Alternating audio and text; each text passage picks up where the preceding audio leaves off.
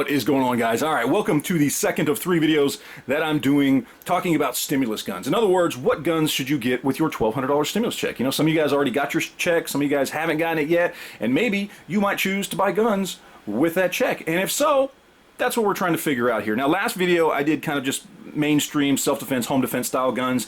I picked out a good rifle, a good pistol, and a good shotgun. The rifle was just a plain Jane AR-15. The pistol was a police trade-in Smith & Wesson M&P in 40, and the shotgun was just a Maverick 88. And you could get all of those for $1,200 bucks. But what if maybe you live somewhere that's a little more restrictive?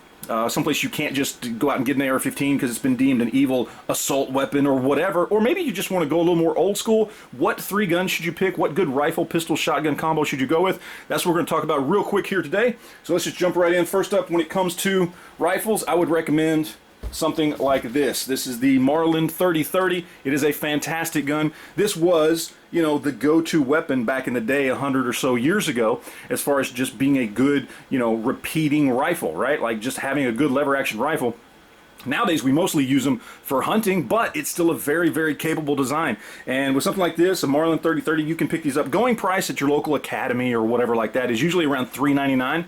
But let's say you allow yourself up to $450 to pick one of these up. And a lot of times you can find used ones like that, even cheaper at like pawn shops or your gun store or whatever it might be. So $450 or less for a good 3030 Marlin or something similar, good lever gun in that category. That's what I'd go with for a rifle. Now for a shotgun, I'm going to go with something like this. This is the Remington 870. It's just a pump action 12 gauge. This one's got a little side saddle at the back, and up at the front you do see I've got a +2 extension. Now this is a full field barrel, but with something like this you can either run it just like this, or if you want it for more of a home defense scenario, you can either buy another barrel if you want, or do what I did to my Maverick 88 and cut this barrel off. Whatever you want to do. There's a lot of options with something like this, a lot of accessories out there on the market.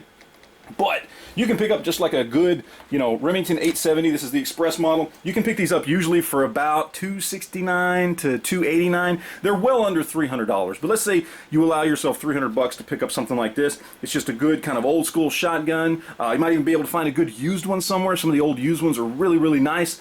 Very well made shotgun. So one of my favorites. This one is one that I use for bird hunting, but really good shotgun. Again, you can get them for $300 and less. So we got $450 here. We got $300 here. Well, so far we're only up to $750. But what handgun would you want to go with? Well, you know what? Why not just go with something like this? Just a good old .357 Magnum handgun. This one happens to be a Model 66. I picked this one up for $275, $300, but that was years ago. You could probably pick these up probably in the $400 or less range. That would be my guess.